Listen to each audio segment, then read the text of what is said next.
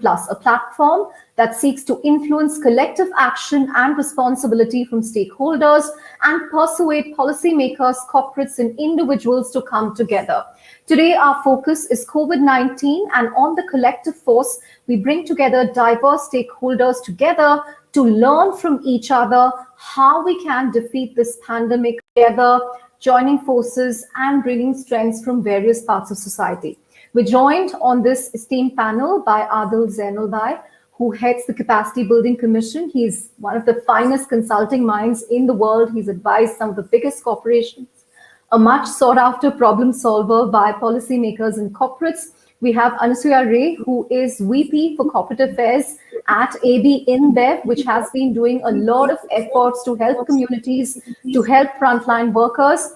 We have Rajesh Krishnan from United Way, a non-profit in Bengaluru, which has been working with companies to help people. We also have Anshu Taneja from Vision Spring India, that focuses on bringing affordable vision to communities, which has also been undertaking a lot of efforts related to COVID. We, of course, also have Ms. Uma Mahadevan, who, remember, is the Principal Secretary for the Department of Panchayat Raj in Karnataka. Thank you very much for being part of the panel. I just want to come to you with this question. Now, the second wave of COVID-19 clearly hit India hard. People went through some very tough times. How did you handle the situation in Karnataka? As you know, the state has been working very hard to manage COVID and prevent its spread in urban areas as well as in rural areas ever since March 2020 itself. And over the months since March 2020, when the pandemic hit, the state has been working very hard to augment its healthcare infrastructure. Over the months since then, a lot of augmentation and preparation has gone into the healthcare infrastructure in the state. And therefore, although the second wave has hit India very acutely, in the last couple of months, it has been a very challenging time. And augmentation and working at full capacity, both in urban and in rural areas, has helped the state to face this challenge as best as we could. Along with that, as you know, it is not the state alone, but civil society and the corporate sector, which has come together to create a strong partnership to fight against the pandemic and to help those who are in need of help at this very difficult time. How can we bring various stakeholders together in order to build a better India, a stronger India, and a more resilient India? Thank you, and I'm delighted to talk about how corporates and civil society and government are coming together to fight COVID. It's, of course, once in a lifetime kind of an event. And let me start with just the corporates. I think it is quite amazing how the corporate world has jumped in a variety of ways to help. So I'm on the board of many companies, and I think the first thing that they all started doing is to say, how can we look after our people? And every single corporate that I'm aware of has put enormous effort to create a central cell that looks after the health of each of their workers. So at L&T, Reliance, Cipla, Mahindras, Birlas, any employee of these companies has been able to take advantage of the central cells to get help on testing, to get help on mental health, to get help on meals, to get help on PPEs, to get a bed, to get medicine. So the first thing that everyone looked after was how can we look after our people, and not just our people, but the people who work for us, contractors, our subcontractors. L&T has 250,000 laborers in their camps, and they did an amazing job of looking after them for a while. So, in the first wave and now in the second wave. So the first was, corporate said, independent of what anyone else is doing, we are going to look after all our employees and their families. It's not just the employees and their families. It was the first thing. And then whatever they needed, I think people started putting money against it. So in the second wave, it's very interesting to see that most of these companies, in addition to looking after their employees, are now putting a huge effort into vaccinating everyone. They're helping the government by taking care of vaccinations of all of their employees and their families. And I think Reliance announced that they will do retired employees, not just employees, but retired employees and their entire families, their partners, etc., etc. So one big help is vaccination. A second big help is how many of them have come together in sort of cooperatives, in a cooperative way, to put together coalitions to do things. So, for example, the startup ecosystem in India has come together to create a way, 85% of people who get COVID are at home. They're not in hospitals. And there's a huge rush of trying to make sure there are enough hospital rooms. But what about the 85% who are at home?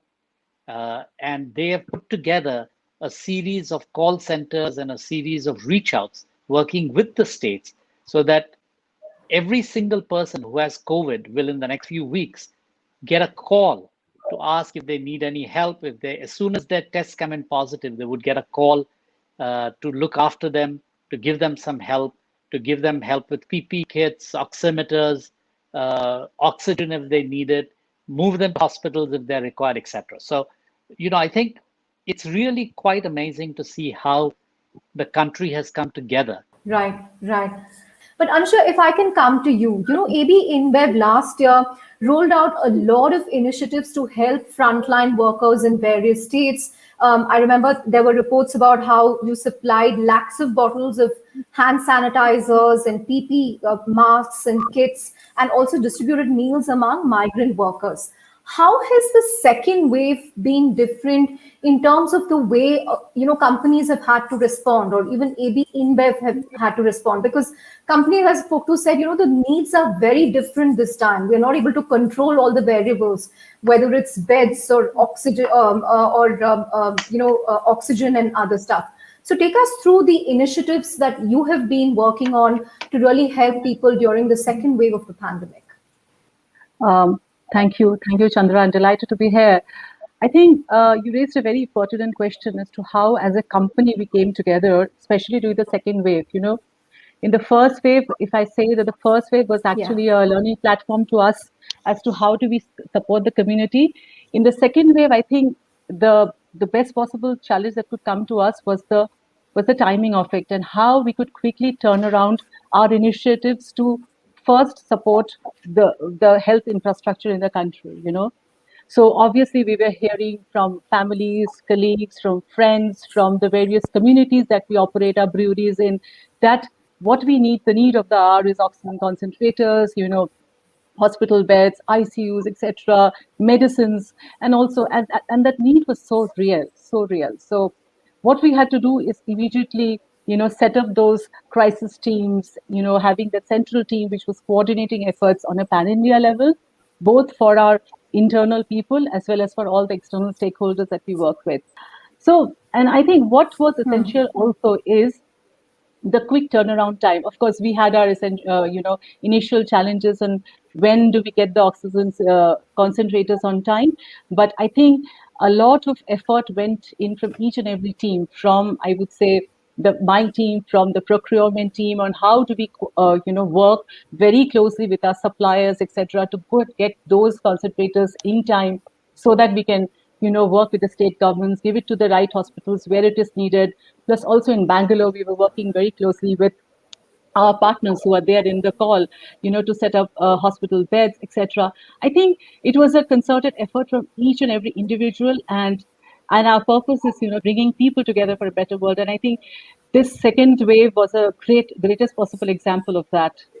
Particularly, Ms. Mahadevan, if you look at rural Karnataka, were there any specific measures that you took to ensure that this doesn't spread from the metros, the tier 1 cities to smaller cities? What measures were taken to ensure that the spread is kept in check?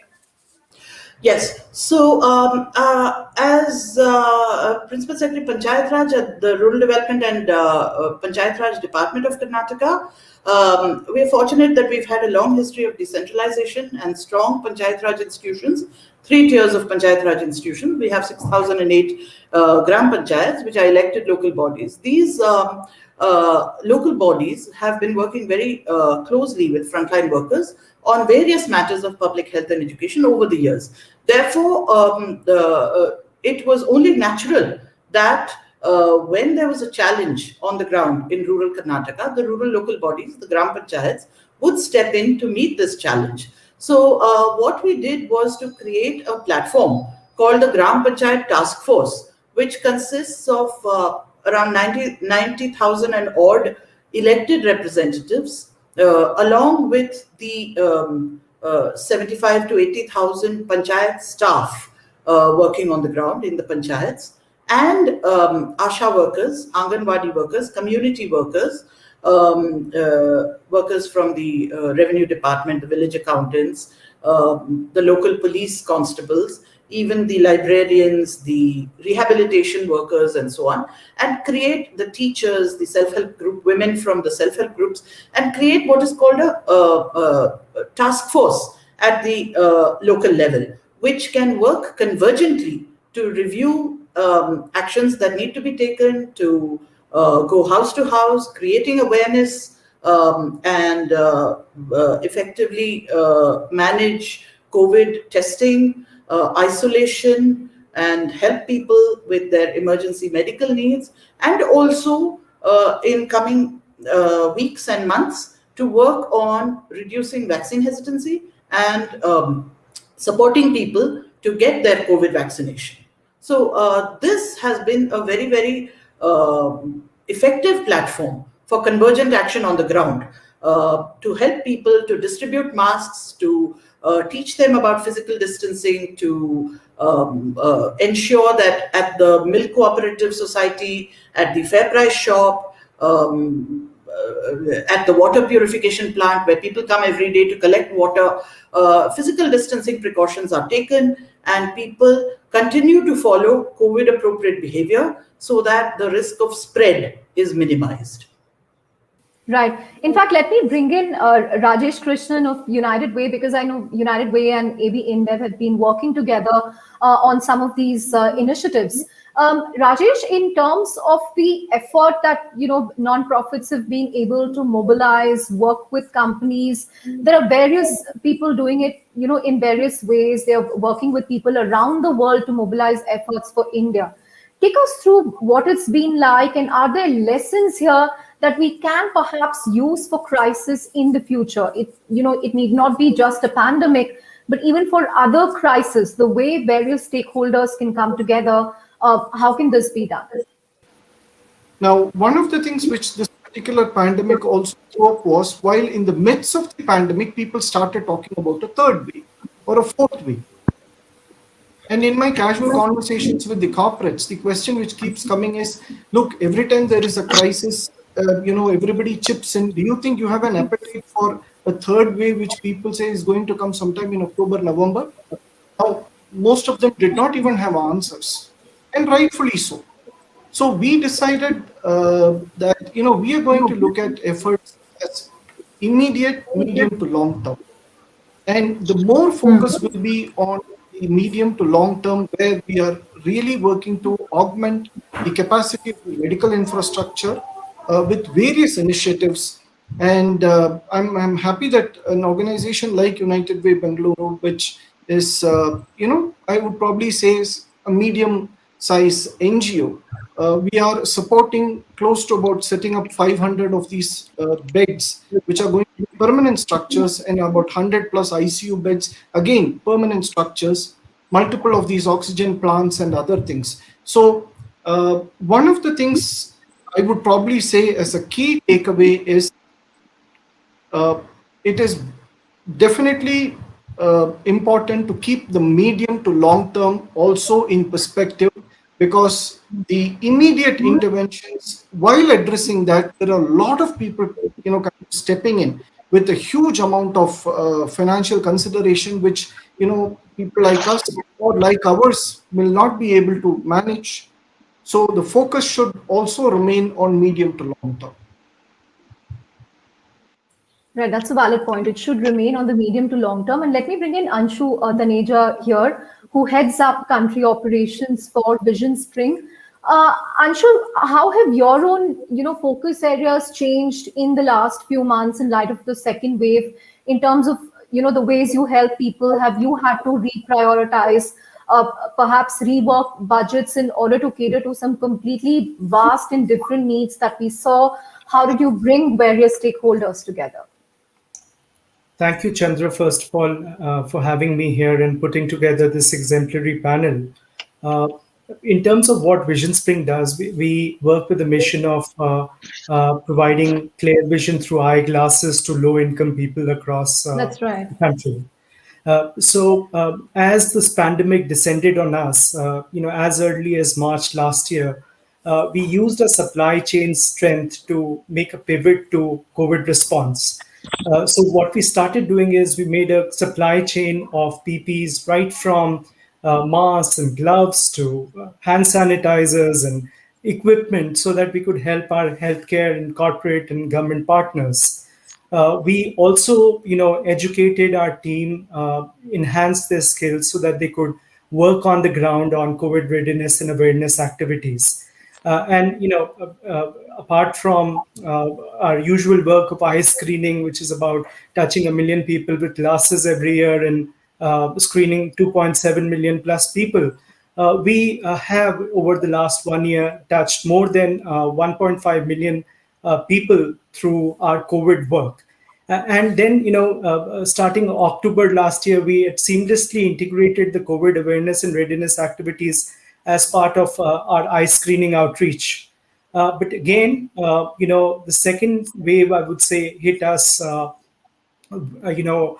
pretty hard. All of us were unprepared because at one point of time in February, March, things were getting better.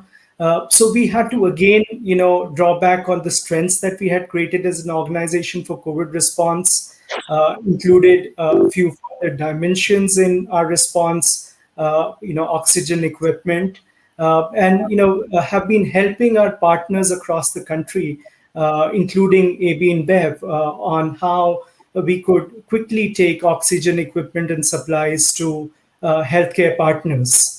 Also, we've been now preparing our team to work very extensively on vaccine registration and removal of vaccine hesitancy. So those drives would also start from next month onwards across the country. So the idea is really at one point of time to augment and supplement the healthcare capacity in the country, but at the same time have an eye towards the medium term. The vaccines are going to, after a slow start, going to gather momentum from hopefully from 1st June onwards. We're hearing that there'll be increased supplies, and we would work alongside our partners, different parts of the country, to see how we could make people aware, remove their hesitancy, get them registered, and follow up then on how we could enable them to take their doses, because it's again a very new system, the vaccination. It's all online, and especially for low-income groups, it becomes slightly tricky, even though there is great mobile phone access in the country. But going and registering for a vaccine is a different ball game. So we're seeing that how we could help people get vaccinated, because that's the only way we'll be able to tackle the crisis, because we can meet oxygen capacity and health capacity for the government in the short term, but it's not a long-term solution. Ms. Mahadevan, there was also a dire need for oxygen and other medical supplies in the state. So how long did it really take to arrange for everything, particularly in those first few weeks, which was really tough across India? Well, again, both with the state augmenting its supplies and putting in place a very strong system to manage the available oxygen supply efficiently, and also with the help of civil society and corporate donors who came forward in large numbers to support us with oxygen concentrators, oxygen cylinders, other accessories, liquid oxygen, tremendous outpouring of support, which helped us both in urban areas as well as in rural areas. And that process of preparing for additional oxygen availability is still ongoing. But Anusha, coming to you, the first wave, the second wave of the pandemic, has it also sort of made you rethink what CSR should be about, what corporate social responsibility should be about, what ESG goals should be about? How would you go about this going forward? Because doctors we've been speaking to, experts we've been speaking to, say that a third wave, fourth wave is likely. This is not going to be the last pandemic. So, in terms of how you see your company's ESG, CSR goals going forward, how would you sort of rethink that? And that's a very good question, Chandra, because I think now if we look at, I don't know whether it's right to call it the post-COVID world or how we think that. I'm almost scared of saying that, exactly. after the first wave and the second wave. Exactly. If I say that now, if I look back to the last wave and to this one, and I don't know if there are more coming, I think the lens that we were looking at activities has changed totally. To cite an example, when the second wave started, so we kind of we put an end, halt to all our advertising outreaches, etc., because we felt that is not the right time to do any of our advertising. Yeah. So what we did is used our social media handle, and to the point that Adil was referring to, and just try to connect citizens with each other, saying that, okay, if you are in Bangalore and if you need help, or if you are in Delhi, this is our social media handle. You can just write into us and we'll help connect the two individuals together if they need any PPE kit or mask or medicines or oxygen concentrator, anything. So I think the accountability increased a lot. And as I look into the ESG framework, or as the companies are looking into the ESG framework, now there is a distinct governance, a theme of governance which is coming through as to how we are looking at all our initiatives. I can also tell you that, we work a lot with our barley farmers, and barley is a key component of our product. And therefore, obviously, with the pandemic, the farmers had a huge setback. The crop was there. They didn't know how to transfer that. Logistic was not, available to them. So, we kind of worked very closely with them to help them support during these critical times, And actually, we worked with India, with the Barley Association of India, to kind of transfer, their crop to the mandis where needed, advise them on how to, conserve the crop, on the good agricultural practices. I think there's a whole lot of things which are coming up as we go along, how to work with our communities, the people around us, how to empower the women that are there, how to work with the farmer community. So much so, how do we talk ourselves as a brand, how do we kind of go ahead and talk about the kind of impact the brand is making, or the organization is making on the overall social fabric and the moral fabric of the country? I think those are the themes that are now kind of emerging as we are going through this crisis. Now, though the government was, of course, making its own efforts, we also saw a collective partnership. It was quite heartening to see corporates step up to source everything from oxygen concentrators, opening hospital beds. Some of them also converted campuses into temporary health facilities. So how important and crucial was this collective effort? Well, it's been a great honor and privilege to be on the committee coordinating the COVID response with civil society organizations, NGOs, corporate donors, and international organizations. Ever since March 2020, I and other members of my team have been working with partners and strengthening these networks in order to effectively manage the matching of requests and identify requests for help and need for help, need for areas where augmentation is required, both in medical supplies as well as in terms of relief work for those who are in hardship. And Bangalore has always had a very strong civil society, corporate, state government partnership. We have only built on that, and it has led us to a completely unprecedented groundswell of support from the people, for which we are tremendously grateful. Right. I actually want to bring in Adil here. Is there a way to institutionalize these collective efforts that we have seen? Anshu suggested a separate agency. How can we build on this, make it more sustainable in the long term so that it's a network we can tap into when there is a crisis of such magnitude? If you go back many years, you looked at the effect that cyclones had in India and in Yeah. Bangladesh. There used to be very, very difficult times. A lot of people would be injured, lose houses. There would be many casualties. The period of the last 20 years, everything from the ability to forecast when it will hit, where it will hit, the ability to get people evacuated, the ability to help them once post-evacuation, and the ability to help with damage has changed dramatically.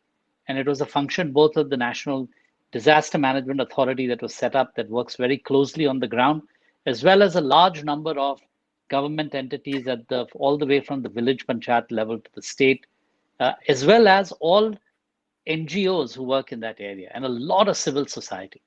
So I think in many areas, this has been a huge success. So in something like a natural disaster, I think the mechanisms have been in place and those structures do work. I think even in this case, we will learn from this how to make those structures work, and whether or not there is a need for a new structure. I think we'll leave, a little bit in the future. But I think every time that there is a disaster, people come together and then we find new ways of institutionalizing this. So I'm sure something will come out of this in what is the right way. But as far as some institutions, the NRDMA, the National Disaster Management Authority, has actually done a very good job of linking all stakeholders to make something happen.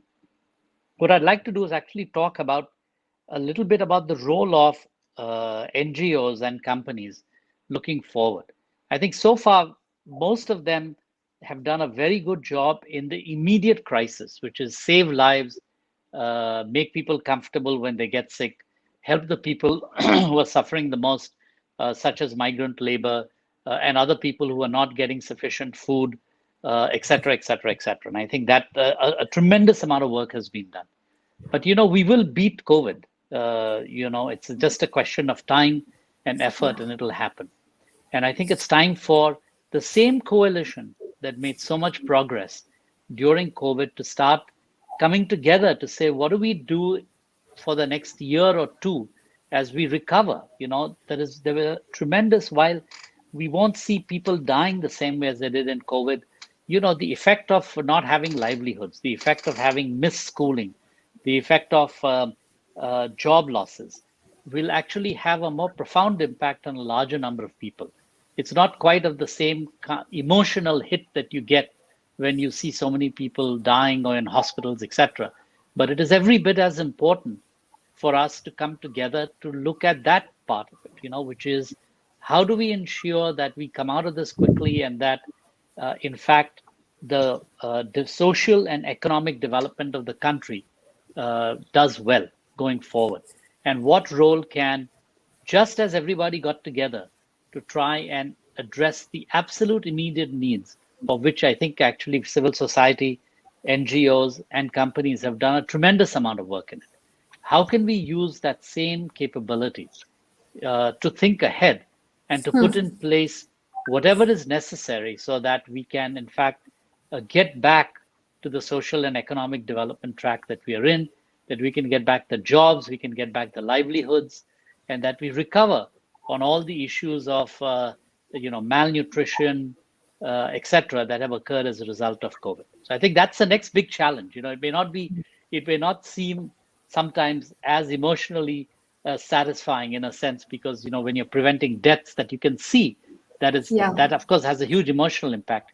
But in terms of overall impact, this is as big, I think, in terms of the effect that it'll have. And I think that is our next big challenge, to get everyone together to work on that over the next 2-3 years.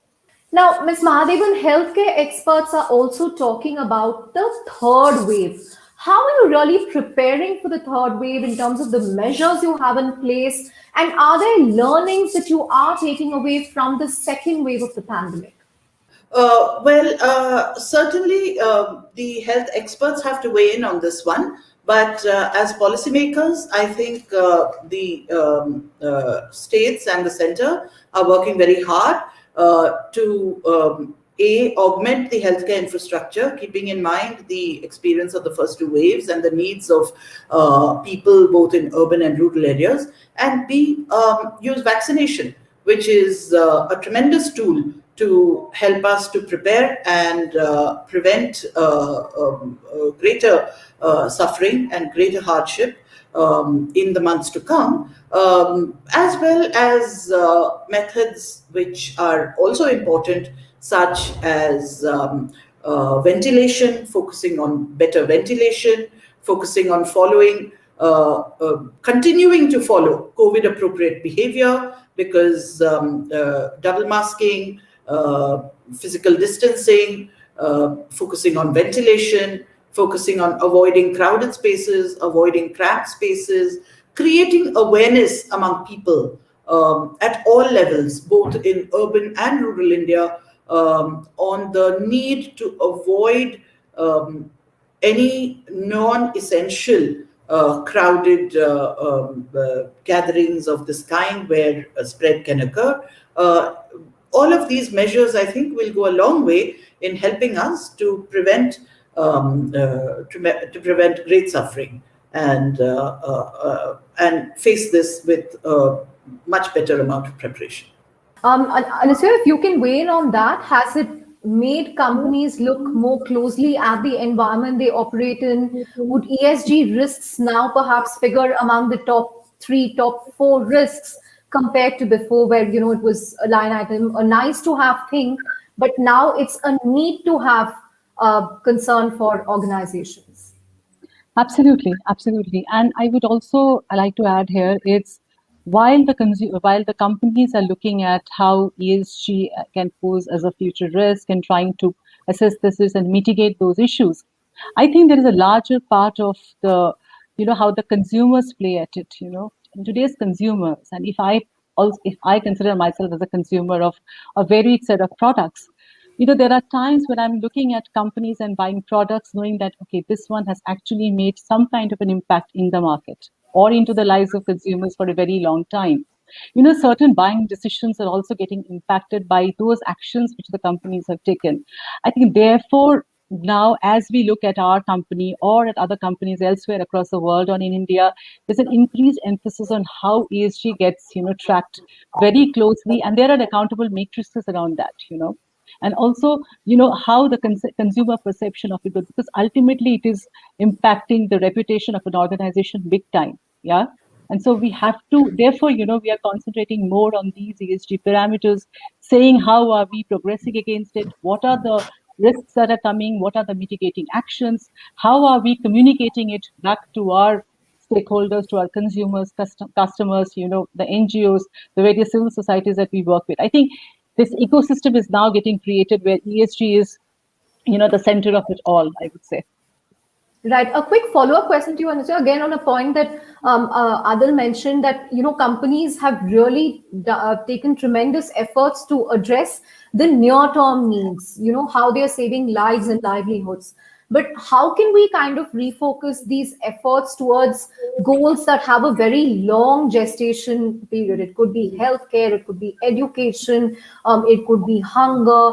Are there ways to do this? Are you recalibrating your efforts in these areas? Yeah, absolutely. I think for us as an organization, one of the big focus areas to work on is how do we empower the farming community or the communities that we source from? How do we empower, the communities that are around our breweries, especially the women around our breweries? How we can, empower them to do something more, that they make them, micro entrepreneurs of sorts. How can we connect them to financial institutions so they can have their own livelihood opportunities?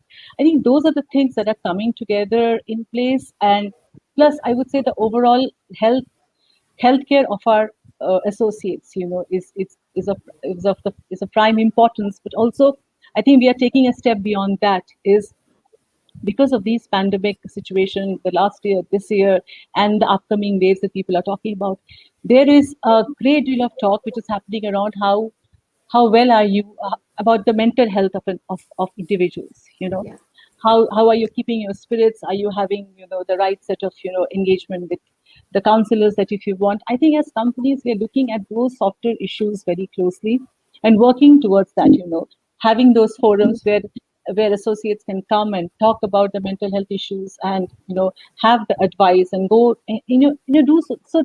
There are various things that we're looking at currently, and everything is a learning process in itself, and we're all learning as we kind of go along. I would put it like that. Ms. Madhavan, we've heard from various panelists on the role that corporate India can play. Now, as a policy maker, have you sought assistance from India Inc. in the way you handle the pandemic? And how important is the role of corporates to really help the government in handling COVID-19 during these times?